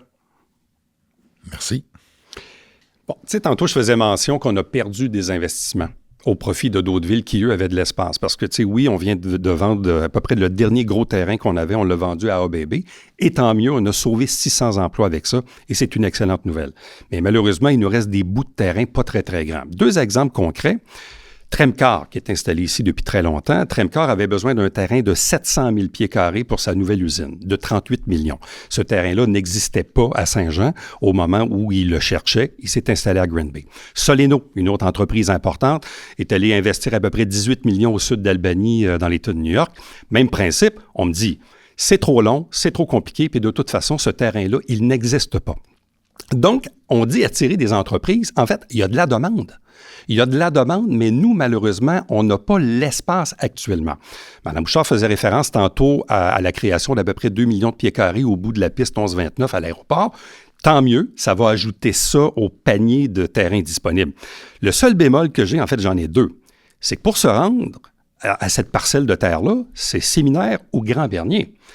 Donc, le choix d'entreprise qu'on va mettre là n'est pas des entreprises qui vont venir avec du gros camionnage. Ça doit être des entreprises de haute technologie, des laboratoires, ou je ne sais pas, mais tu sais, donc on comprend que Séminaire et Grand-Bernier, qui sont déjà quand même assez congestionnés, donc tant mieux si on ajoute un 2 millions de pieds carrés, mais on va devoir être très sélectif dans ce qu'on va mettre là, en regard évidemment de la distance. Puis l'autre volet, il faut pas trop non plus être trop pointu dans ce qu'on veut comme entreprise. Je trouve qu'on a fait un peu la fine gueule à Saint-Jean, dire « Ah, nous, on veut pas ci, on veut pas ça ». À un certain moment, c'est open for business, là. Il faut envoyer un message clair que nous, à Saint-Jean, on est ouvert à recevoir des entreprises. Puis c'est pas vrai qu'on va dire « Ah ouais, mais vous savez, ce terrain-là, on le garde pour quelque chose qui pourrait arriver peut-être dans 20 ans. » À un moment donné, il faut se montrer ouvert parce que de la demande, il y en a. La Montérégie, la Rive-Sud est saturée et elle grossit. Je veux dire, d'ici 2041, il y aura en Montérégie 15 % plus de population. C'est organique. C'est inévitable. Donc, de la demande pour des terrains, il y en a, mais il faut, nous, avoir des terrains en contrepartie. Il y a des terrains qui appartiennent à des privés à Saint-Jean, à peu près 1,5 à 2 millions de pieds carrés. Mais on ne peut pas les forcer de vendre. S'ils veulent garder le terrain, on est un peu menotté avec ça. Et c'est pour ça que je reviens avec l'idée de développer des nouveaux terrains pour être capable d'être beaucoup plus accueillant, de garder de l'investissement et surtout une récurrence de taxes. Parce que développer 5 millions de nouveaux pieds carrés industriels, une fois construits, ça peut rapporter environ 5 millions de nouveaux revenus récurrents par année à la ville. Où, ce 5 millions de pieds carrés-là? Pardon? On le trouve où? Il existe, en fait, à Saint-Jean, il y a 2 zones que nous, on a identifiées, des terrains actuellement zonés blancs, pas zonés agricoles, bien évidemment, mais des terrains qui, à l'origine, avaient été prévus pour mettre des maisons. Mais moi, le long des autoroutes ou le long des grandes artères, je préfère, moi, mettre des usines que de mettre des maisons. C'est plus payant pour la ville et c'est beaucoup plus logique au niveau urbanistique d'avoir des usines sur le bord des autoroutes que d'avoir, évidemment, des maisons. Donc, peut-être prendre une gorgée d'eau. Tu vas repartir avec la prochaine question, parce que tantôt, j'ai sauté ton tour. Oui, c'est ça. Hein? Oui. Ouais. C'est dans mon garage, des fois, là, bien mêlé. J'aurais-tu pu réagir un peu là-dessus? On n'a pas le droit. Une fois, on n'a pas le droit? Ben, c'est la formule, parce que moi, j'aurais réagi. À vrai dire, oui, vous OK. pouvez. Oui, on peut. Ben, si vous me le Ah, ben demandez. là, OK. Ah, ben là. À vrai Non, dire, on peut faire n'importe quoi. Là. Parce que moi, j'aurais réagi. moi, je voulais... La formule, ce qu'on a reçu. Interagir. Mais Donc, on a été très polis à date. Tout le monde a respecté la C'est formule. qui vous l'a dit? C'est pas moi, hein? Mais regarde, Ben, c'est le document qu'on a reçu. C'est bon. je voulais On dire suit les règles. je voulais dire que c'était une bonne idée. Ben, moi, ça m'intéresse de vous entendre, Mme Bouchard. Parce que, puis en plus, quand tu dis 2 millions au sud de l'aéroport, c'est 4 millions de pieds carrés. Oui, mais la première parcelle. 4 à 5, c'est ça. Puis c'est important. Puis oui, il a raison. Il faut pas mettre... On a des quartiers à Saint-Jean qui ont été pensés dans les années 50 où est-ce qu'il y a des industries qui cohabitent avec la population, puis c'est pas si facile que ça. C'est pas plaisant dans ces quartiers-là. Puis on reçoit beaucoup de plaintes, que ce soit pour les odeurs, pour le bruit, pour le camionnage et tout ça. Alors, c'est une bonne idée d'aller placer les industries ailleurs. Puis, on fait pas la fine bouche. C'est pas qu'on fait la fine bouche, mais personnellement, je trouve, puis ça n'engage que moi, là, on a déjà donné trop de pieds carrés pour de l'entreposage. Ça, c'est vrai. Alors, pour moi, là, c'est dans ce sens-là qu'il faut faire la fine ça. bouche. C'était juste ça que je voulais ajouter, monsieur. Ben moi, j'aimerais ça ajouter un point. Parce que là, on dit de donner des pieds carrés aux industries. Ben, pas donner, vendre. Ben non, c'est vraiment ça. C'est donner nos terrains aux industries, puis je vais m'expliquer. Saviez-vous que la ville, dans mon mandat, puis je l'ai décrié en séance publique, tous les terrains industriels, les élus autour de la table ont évalué nos terrains industriels à 1,30 $ du pied carré à Iberville, à 2,60 $ du pied carré à Iberville. Selon eux, pour eux, c'est ça la valeur des terrains industriels à Saint-Jean. Eux valorisent les terrains industriels à 2,60 $ du pied carré. Là, le dernier terrain qui a été vendu, c'était 4,55 $. Wow! Moi, dans mon livre à moi, j'aime tellement ma ville. C'est la plus belle ville au Québec, à 15 minutes des douanes, 15 minutes du pont Champlain. Dans mon livre à moi, je vais valoriser mes terrains beaucoup plus cher que ça. Dans ma rue, je sais que c'est résidentiel, dans ma rue, on parle entre 50 et 60 piastres du pied carré. Comment se fait-il qu'un élu peut évaluer un terrain aussi bas que ça en disant « on va aider nos entreprises ». Le dernier terrain qu'on a vendu, je nommerai pas l'entreprise, à 4,55 $ du pied carré. C'est une entreprise qui a un chiffre d'affaires de 60 milliards par année, avec un bénéfice net d'environ 6 à 7 milliards par année, ce qui équivaut à peu près à 25 ans du budget de la ville. Puis on est allé y vendre le terrain à 4,55 $. Moi, je ne sais pas, là. Si tu aimes ta ville puis tu valorises ta ville, tu vas ouvrir ton marché, tu vas ouvrir tes terrains au libre marché. Tu ne vas pas cibler un acheteur en vendant ton terrain à 4,55 $. C'est comme si je te disais, Hugo, je vais m'occuper de vendre ton terrain, de ta maison, puis je vais le vendre à 1 pièce du pied carré. Tu ferais comme François, qu'est-ce que tu fais là? C'est toi qui décides d'évaluation de ma résidence. Ouais, c'est ça qui s'est passé. Tu sembles avoir de quoi dire. Mais je sais à quoi il fait référence. On a sauvé 600 jobs. Je comprends que l'entreprise fait bien de l'argent, mais cette entreprise-là aurait probablement été ailleurs. Il y a des villes au Québec qui auraient été très accueillantes pour cette entreprise-là. On a sauvé 600 jobs à Moi, Saint-Jean. je gagne ma vie en négociant. Je sais pas si toi, tu as gagné ta vie en négociant, Oui. mais tu as géré l'argent des autres, tu n'as jamais géré ton argent. Moi, je gère ma propre argent, puis je négocie mes propres contrats. Tout ce que je sais, c'est qu'on peut pas me convaincre qu'on a dévalué nos terrains. Puis quand j'ai dit aux élus puis à la haute direction, pourquoi vous vendez pas nos terrains au libre marché? Vends-le au libre marché. S'il y a quelqu'un qui bête plus cher, ben il l'achètera, puis qui va en bénéficier? Ben c'est nos citoyens.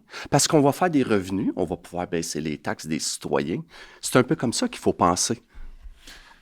On pense pas pareil. On pense pas pareil. Il y a de Désolé, l'action. François. Non plus. Un autre sujet, puis c'est un sujet qu'on a tous mentionné, puis c'est un enjeu primordial à Saint-Jean, le logement.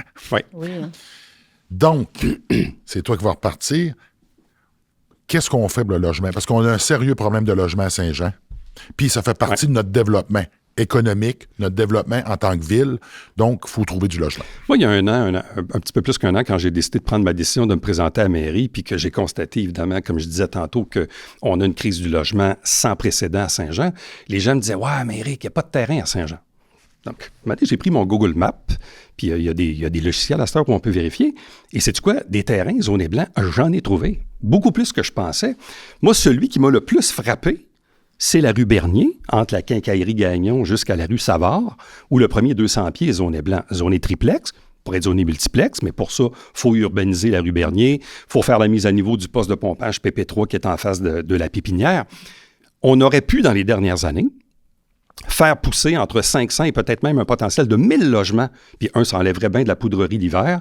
On pourrait urbaniser la rue Bernier, mettre des lampadaires, une piste cyclable puis un trottoir. D'ailleurs, c'était dans le district à François, ici présent. Mais ce dossier-là, l'urbanisation de la rue Bernier, qui avait été enclenché par Yann Langlois, qui était le conseiller du coin avant, qui est dans mon équipe, n'a pas avancé dans les 4 dernières années. Et on aurait pu. Puis le moratoire, à mon avis, a été une très, très mauvaise idée.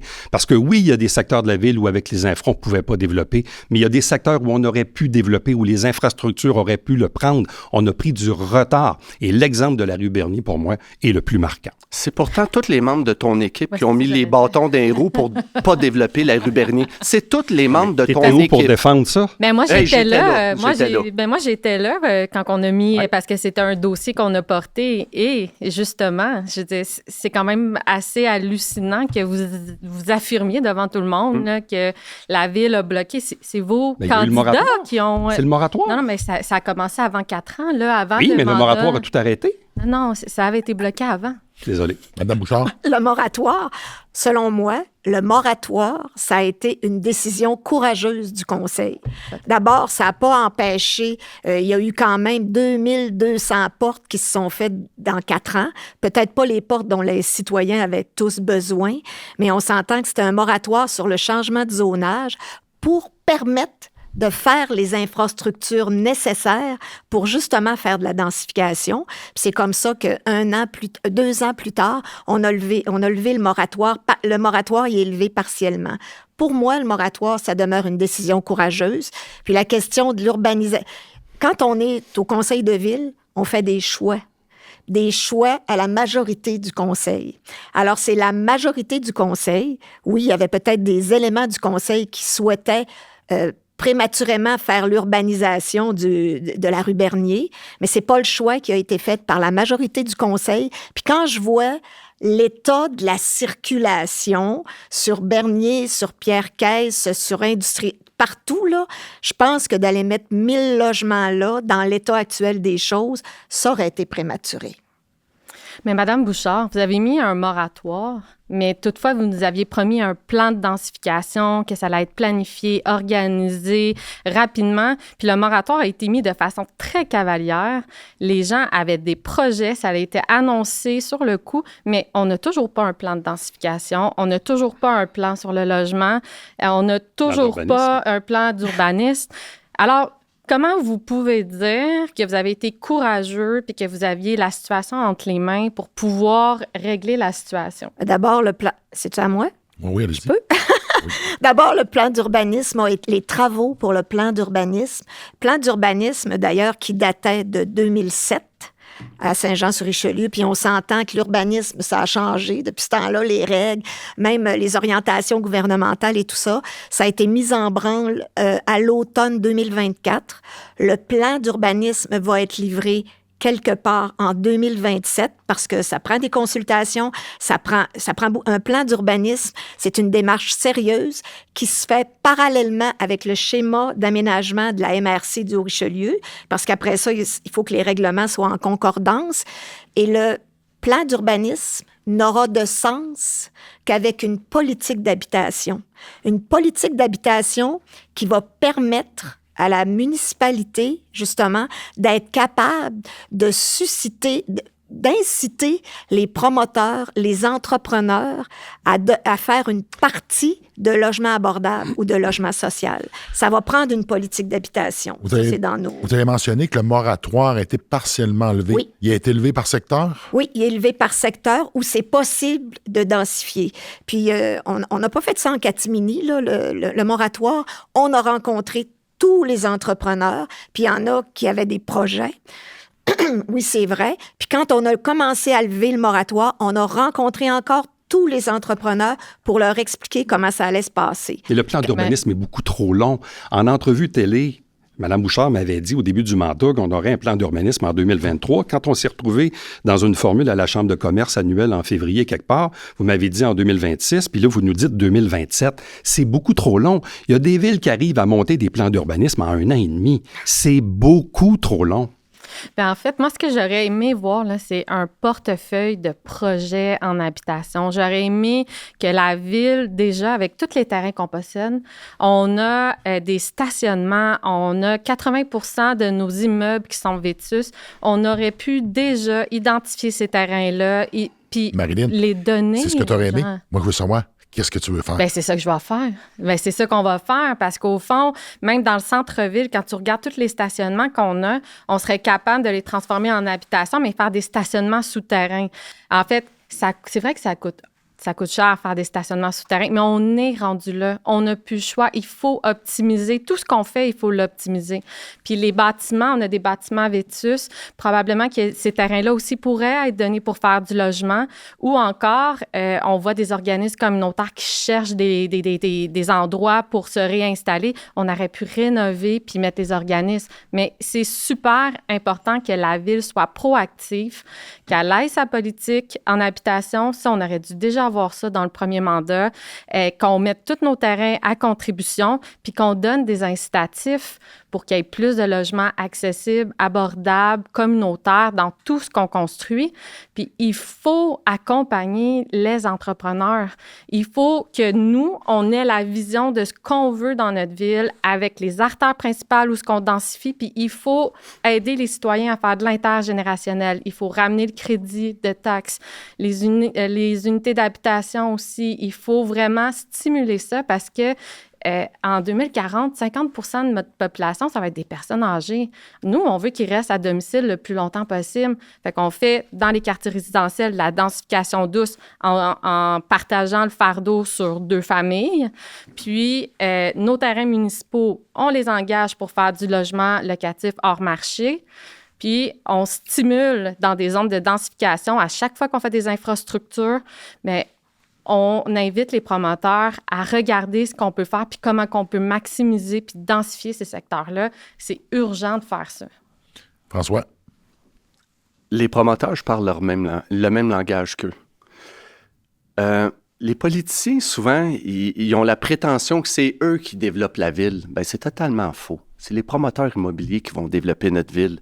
Puis je pense qu'en les aidant, puis en parlant leur langage, puis en jouant un rôle de facilitateur. En fait, c'est ça que la ville doit faire avec nos promoteurs immobiliers, de jouer le rôle de facilitateur pour les aider à développer. C'est pas à nous. Tu sais, j'entends souvent, François, c'est vraiment difficile de développer à Saint-Jean. Puis les gens disent le mot « ville ». Moi, aussitôt que j'entends « Hey, c'est la ville qui fait en sorte que c'est compliqué de développer à Saint-Jean », c'est pas vrai. Quand j'entends le mot « ville », moi, en arrière du mot « ville », je dis « c'est les élus ». C'est totalement différent. La ville ne prend pas de décision. C'est autour de la table que les décisions sont prises. Puis dernièrement, je l'ai dit dans une émission de radio, saviez-vous qu'il y a des projets... Puis tu sais, c'est pour ça que je veux rendre les séances plénières publiques, parce que vous verriez ce qui se passe là. Il y a des projets qui ont été retardés parce que la couleur de la brique n'était pas la bonne selon l'élu. Les fenêtres étaient à manivelle au lieu d'être à guillotine. La rampe d'escalier n'était pas selon ce que l'élu aurait souhaité pour son district. La porte d'entrée du commerce ne respecte pas les critères que l'élu a décidés. C'est pas l'urbanisme qui... Non. Ça se prend autour de la table, puis je peux-tu vous dire qu'il y en a qui ont déchiré leur chemise autour de la table quand il y a eu de telles situations. Puis moi, ce que je dis, c'est « Hey my God, on donne vraiment un drôle de pouvoir à nos politiciens quand c'est rendu qu'ils mettent les bâtons des roues d'un promoteur immobilier en disant « Ta rampe est pas correcte. Retourne à ta table à dessin, refais faire tes devis. » Puis là, moi, j'appelle ça les 12 travaux d'Astérix, là. Recommence. Va chercher le formulaire AB-1824, puis avant, ça te prend le formulaire AF-7221. Et tu finiras pas, c'est ce qui se passe à Saint-Jean. Quand tu te fais refuser un projet parce que la couleur de ton bardeau satisfait pas un élu autour de la table, moi, je trouve ça épouvantable, puis je suis en train de dire aux citoyens, regardez là ce qui se passe, là. Ça fait une vingtaine d'années que c'est comme ça ici à Saint-Jean, je pense qu'il faut briser le moule, il faut que ça change.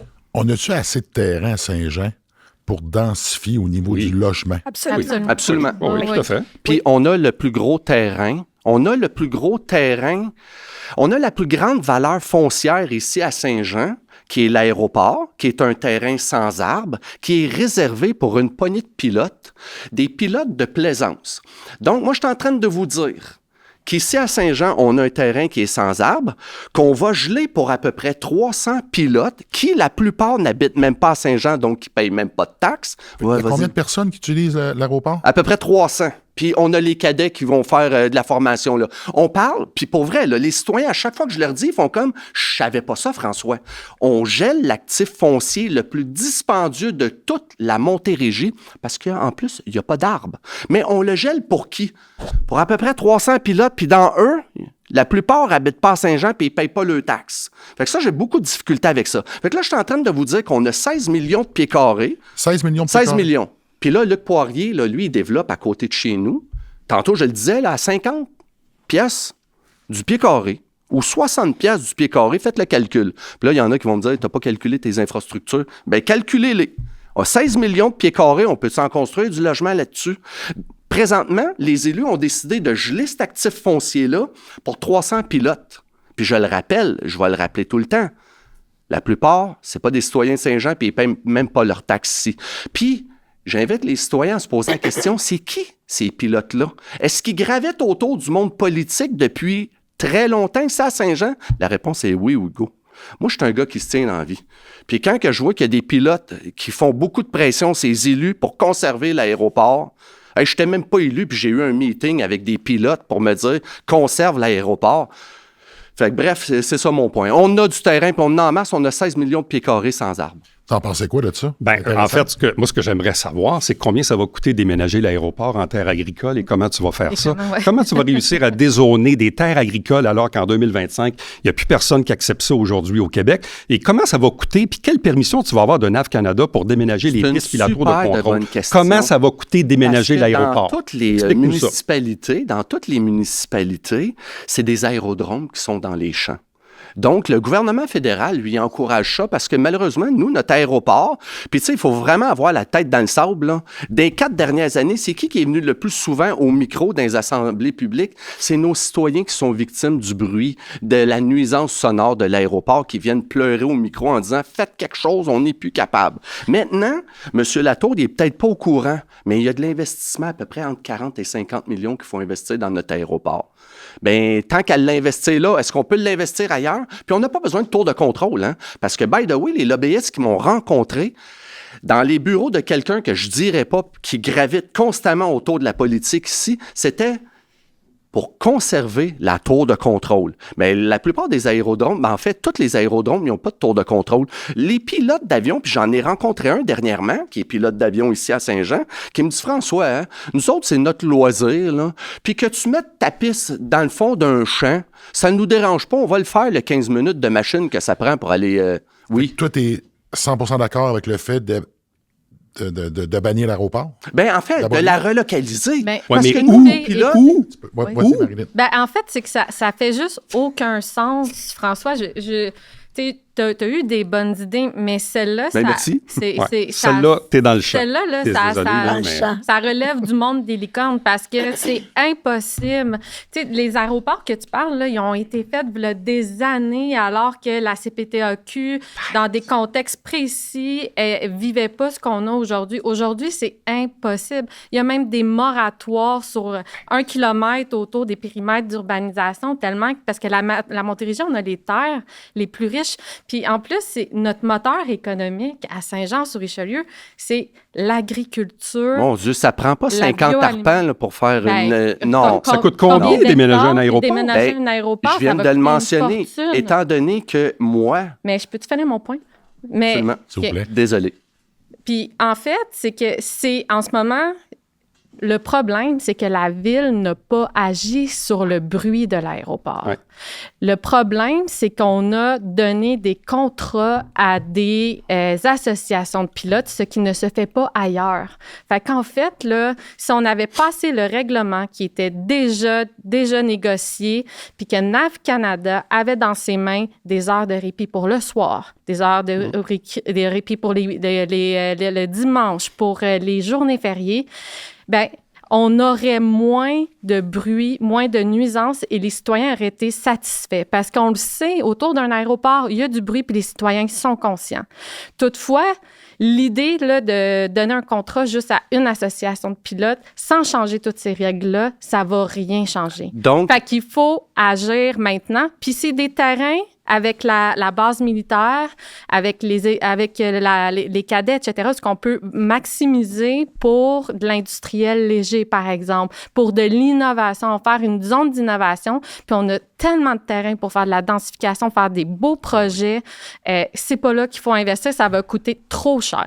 Attends un petit peu, François. Madame Bouchard, j'aimerais ça vous entendre. Je suis d'accord.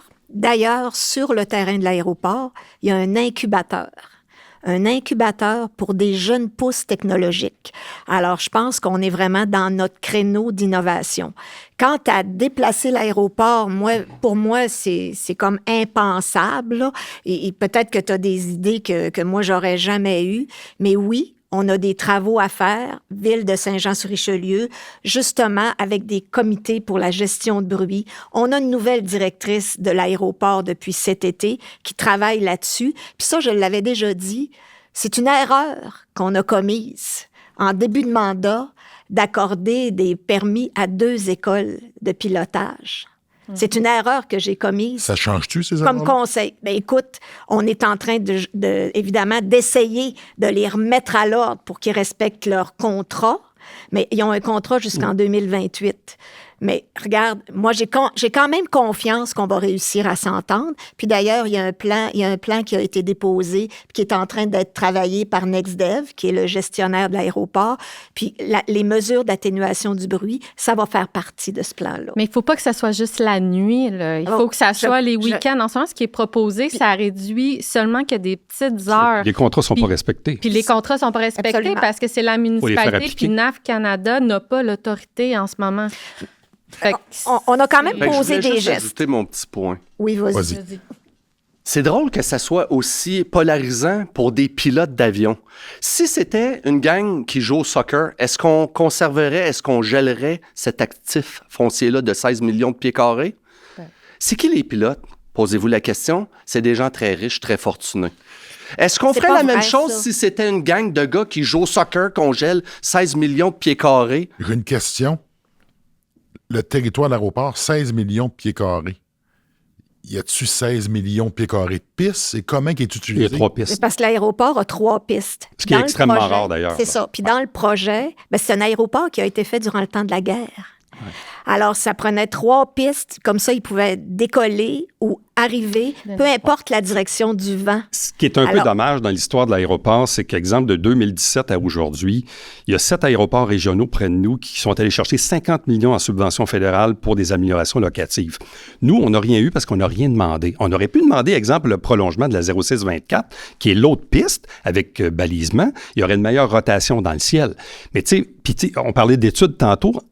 Dans les 20 dernières années, on a dépensé 800 000 $ d'études avec des mesures d'atténuation de bruit qu'on n'a jamais appliquées.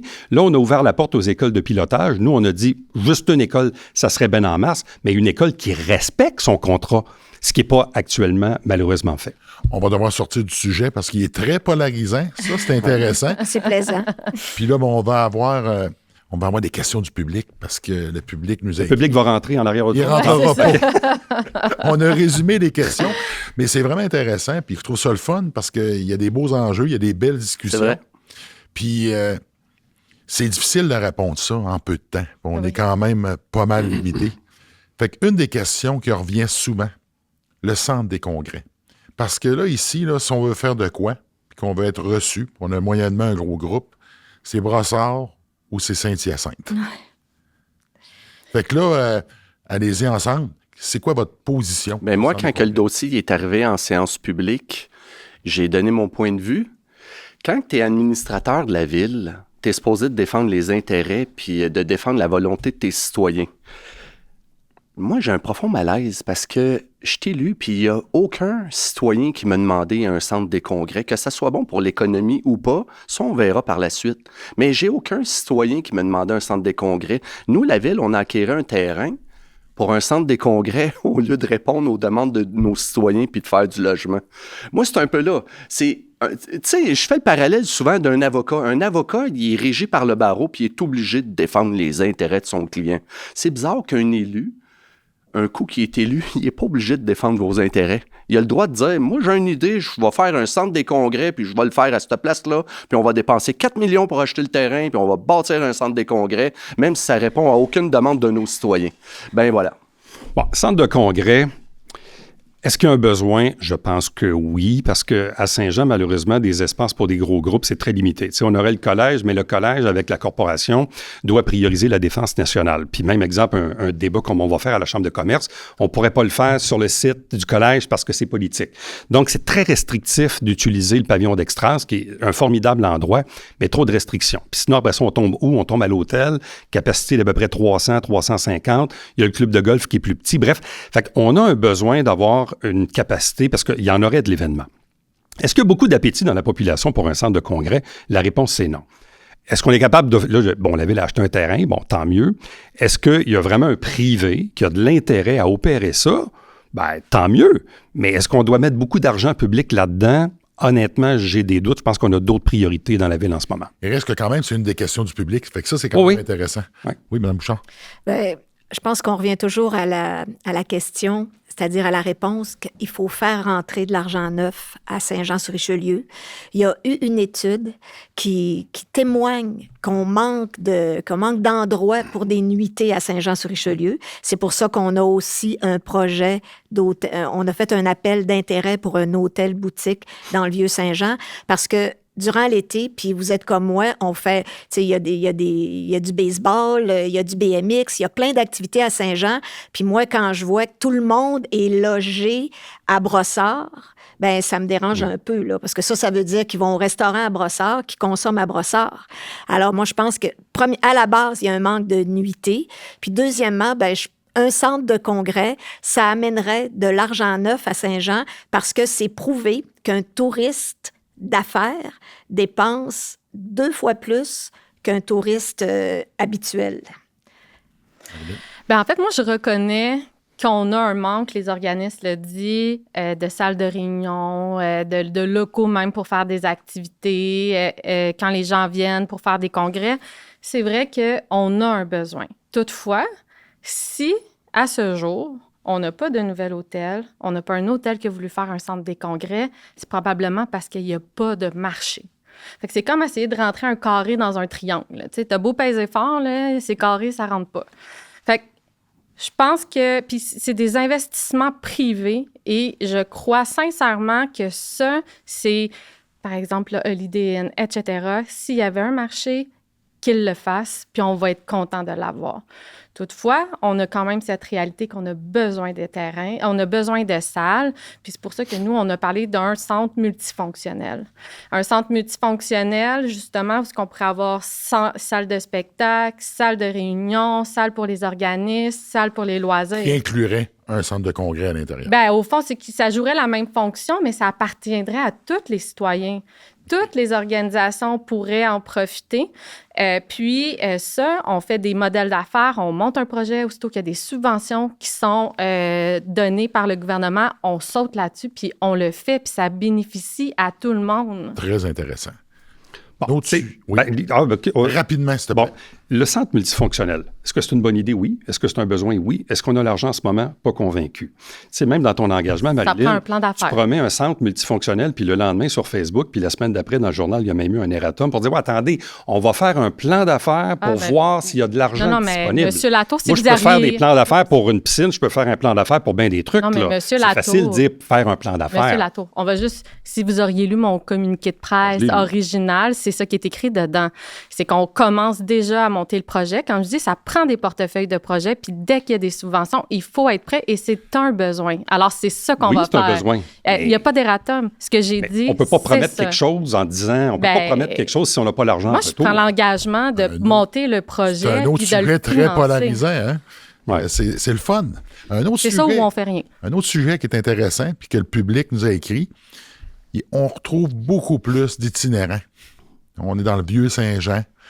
Puis là, les gens se demandent qu'est-ce qui va être fait parce que c'est un phénomène qui, au cours des dernières années, a pris beaucoup d'ampleur. Absolument.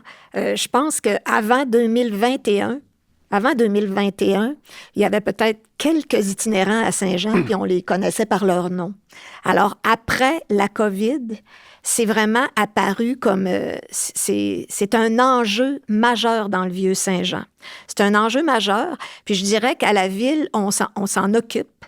On s'en occupe surtout pour essayer qu'il y ait une cohabitation pacifique avec les habitants, avec les gens qui demeurent en ville.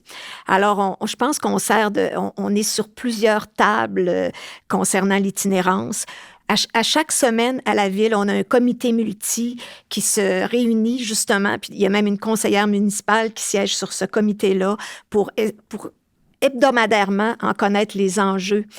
Ce qu'on fait, c'est qu'on appuie beaucoup les organismes en itinérance. On a même une escouade à la police, justement. Moi, personnellement, je trouve pas que c'est une bonne idée de la police de quartier dans le Vieux-Saint-Jean. C'est pas de ça que les personnes en situation d'itinérance ont besoin. C'est de plus de travailleurs de rue, c'est de plus de ressources adaptées. Moi, dans mon livre à moi, chaque personne en situation d'itinérance a sa propre problématique. Mais là, on a un continuum de services à Saint-Jean grâce aux organismes, mais on est rendu, ce que ça prend, c'est un refuge. Parce qu'actuellement, quand les personnes en situation d'itinérance se désorganisent, bien là, évidemment, on fait venir la police. Les policiers sont excellents avec eux. Ils les connaissent même par leur prénom. Mais on est rendu à avoir un refuge, mais ça prend pas juste un refuge. C'est important de rester en collaboration avec le CIS Montérégie-Centre parce que ça prend un refuge avec des ressources. Ça prend une stratégie. Un plan d'action, un Absolument. refuge. Marilyn? Oui, bien exactement. Puis c'est ça, c'est un peu ce que je déplore, c'est qu'en ce moment, on n'a pas de stratégie municipale pour l'itinérance. Puis je parle d'un plan qui vient de la municipalité où est-ce qu'on joue un rôle de chef d'orchestre. Je pense que la problématique est tellement grande, puis c'est tellement lié avec l'habitation. En fait, il faut être en prévention, puis il faut agir sur le terrain. Alors, ça prend un commissaire à l'itinérance et à l'habitation qui coordonne l'ensemble des ressources pour s'assurer qu'il n'y ait pas de dédoublement, puis qu'on investit dans plusieurs ressources. Parce que la problématique est multiple. Fait que oui, ça prend un refuge, mais ça prend des soupes populaires, parce que c'est souvent là qu'on va détecter les gens qui sont sur le bord de basculer vers l'itinérance, puis qu'on peut les prendre en charge.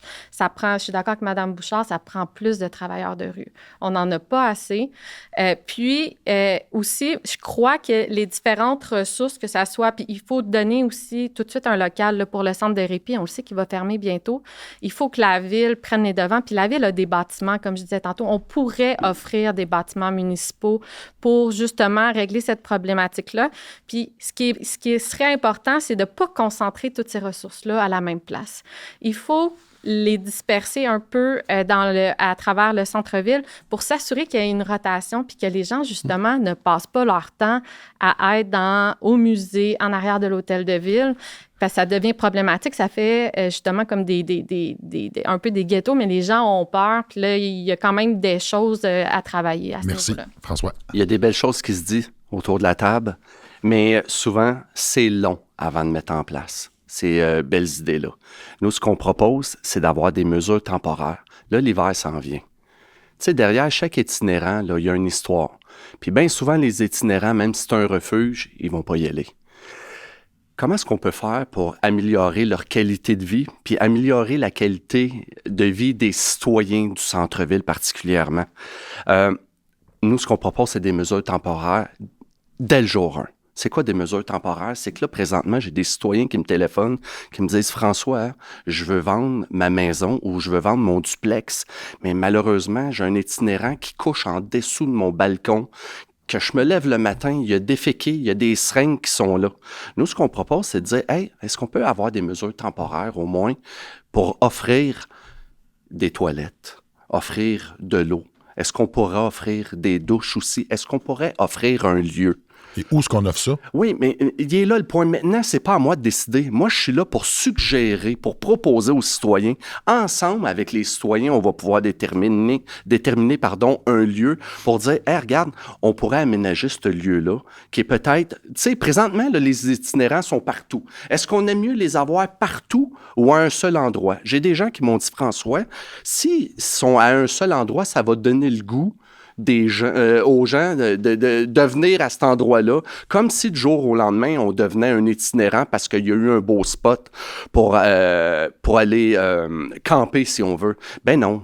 Un itinérant ne devient pas itinérant parce qu'il y a un emplacement qui est bien encadré. L'itinérant va devenir itinérant parce qu'il y a des problèmes sociaux, des problèmes de drogue. Fait que moi, ce que je dis, l'hiver arrive, là, est-ce qu'on peut prendre soin de nos itinérants? On les appelle des sans-abri. Ben avec nous, on va leur trouver un abri. Tu sais que dans près d'un mois, tu peux te ramasser maire.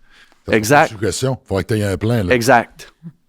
Bon, l'itinérance, nous, à la fin août, début septembre, c'était même notre premier engagement de campagne électorale, c'est-à-dire il faut un refuge à Saint-Jean. Comme disent les Anglais, c'est un no-brainer. Pourquoi? Il y a des villes plus petites que nous, Saint-Hyacinthe, Granby, qui ont des refuges, Drummondville, et nous, on n'en a pas. Donc, c'est pas normal que des villes plus petites que nous aient déjà des refuges et des soupes populaires, et nous, on n'a pas ça. Donc, on a du retard. La ville doit assumer un leadership. Il y a beaucoup d'organismes qui aident de près ou de loin l'itinérance, et tant mieux, mais le point d'achoppement, c'est vraiment le refuge. Deuxièmement, il faut relocaliser le centre de jour qui est sur la rue Boutier, mais on le sait comment c'est temporaire. Comme disait un peu Marilyn tantôt, oui, il faut que les services soient près les uns des autres, mais pas tous au même endroit parce qu'on ne veut pas créer d'attroupement. Je donne un exemple qui est un peu malheureux à Granby. On a eu la fausse bonne idée de créer un campement, d'accepter un campement. Résultat, bien, évidemment, ça crée des problèmes, des attroupements, de la consommation. Et aujourd'hui, en date d'aujourd'hui, par tête de pipe, il y a plus d'itinérants à Granby qu'il y en a à Saint-Jean. L'autre chose aussi, c'est le visage de l'itinérance qui a changé.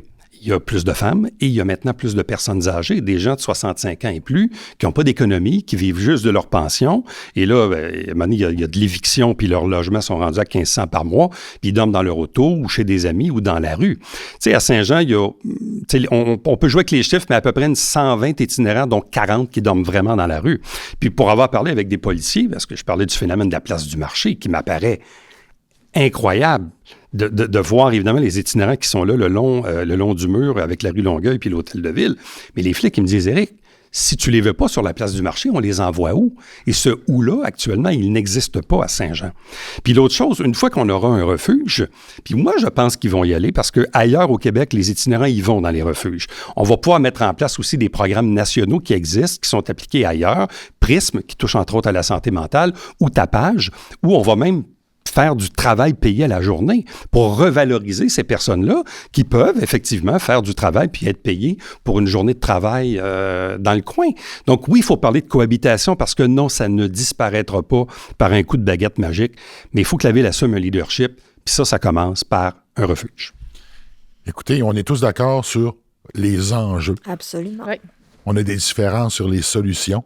Vous savez, l'itinérance, je pense pas qu'il y ait de solution magique pour trouver ça. Parce que c'est un phénomène qu'on retrouve ailleurs dans d'autres villes et qui ont les mêmes enjeux. Des fois plus grands parce qu'ils en ont plus. Et même des petites villes. Il y a des petites villes où il y a des de plus en plus. De plus en plus, il y en des a à personnes Farnham, il y en a en à Bedford, situation d'itinérance. Alors, moi, quand on dit qu'il faut que la ville exerce un leadership, on accompagne. C'est ça qu'on essaie de faire. Alors, mais évidemment, ça prend plus de ressources, ça prend plus d'argent pour ça. Ça a super bien été. On s'avait dit à peu près 1h30. On l'a dépassé. J'aurais aimé ça continuer, mais on ne va pas terminer comme ça. J'ai une dernière question pour vous. Puis là, vous allez avoir un défi parce qu'il faut que vous me répondiez en 1 minute pourquoi je devrais voter pour vous. Madame Bouchard. Bien, parce que pourquoi vous devriez voter pour moi? Parce qu'un bon... Moi, là, vous me convainquez, moi, ainsi que les autres citoyens. OK. Parce qu'un bon mandat, on a dit en début de campagne, quelque part, il y a quelqu'un qui a dit c'est une mairesse de transition. Mais il n'y a rien qui dit qu'une transition, c'est 4 ans. À mon avis, un bon mandat, c'est 8 ans. 4 ans pour se doter des outils, 4 ans pour semer, puis 4 ans pour consolider, puis commencer à récolter. Puis comme ça, la ville est sur une bonne voie. On est rendu à 12 ans, là. Non, 4 ans. 8 ans. Non, 8 ans. Vous savez, c'est usant faire de la politique. Marilyn. Bien, en fait, je pense que c'est le temps d'avoir une équipe qui veut remettre la ville au service des citoyens. Puis malheureusement, en ce moment, on a des équipes qui ont des conseillers qui sont là depuis 20, 16, 4 ans. C'est pas moi, là. Bien, vous aviez la même équipe que M. Latour. Fait que, on a à peu près les mêmes élus qui gravitent. Puis ça a pris une vérificatrice générale pour nous dire qu'on s'en allait dans le mur avec nos infrastructures, qu'il fallait avoir des plans de gestion. On n'en avait pas avant. Puis moi, j'ai pris des nouveaux candidats. Ça veut dire des gens qui sont basés sur la compétence et l'expérience.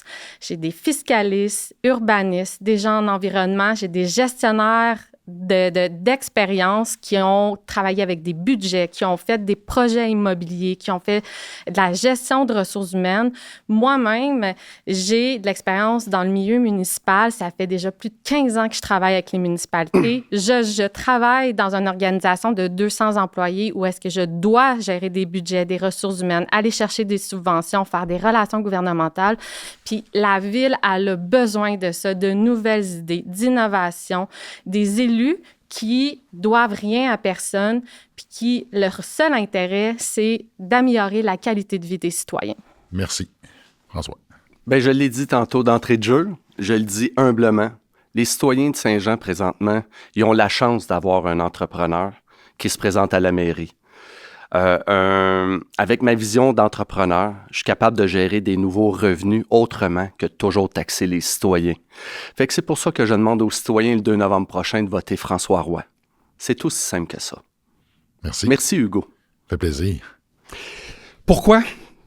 Parce que on a identifié les bons enjeux. Infrastructure, logement, développement économique, rigueur budgétaire. J'ai décidé, moi, volontairement de fonder une équipe mixte avec 6 élus sortants et 6 nouveaux. Pourquoi?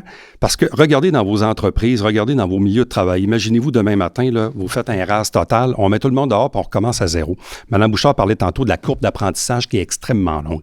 Je suis désolé, mais on ne peut pas repartir le conseil de ville avec 12 nouvelles personnes. C'est comme remettre les clés dans les mains des fonctionnaires et malheureusement, ça va prendre beaucoup trop de temps avant que les élus puissent comprendre le fonctionnement de la machine. Donc, moitié élu, moitié nouveau.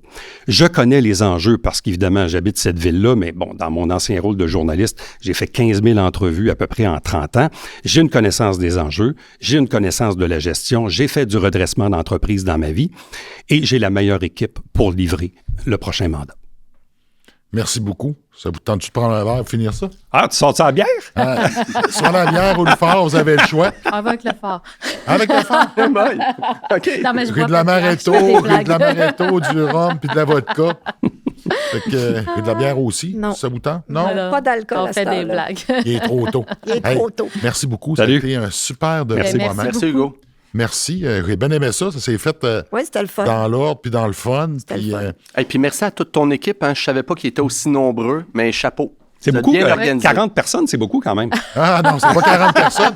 Mais tu sais, Il y en Dans Val, le garage, Val, dans le 40. garage, c'est je ça. trouve ça important. Puis on a vraiment Ouais. le concept de travailler en équipe. Oui, oui. Fait que là, Ça aujourd'hui, sent on quand fait on quelque arrive. chose qui est spécial, mais lors du podcast, on a des discussions sur les invités pour qu'on soit d'accord, parce que je trouve que c'est le fun d'avoir un consensus.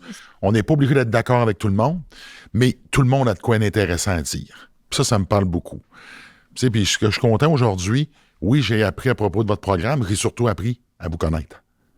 Puis c'était ça l'objectif. Puis je pense que c'est ça qu'on a besoin, de parler aux vrais gens. C'est ces gens-là qui vont nous représenter. C'est ça qu'on voit dans le porte-à-porte. C'est pour ça que c'est si plaisant, le porte-à-porte.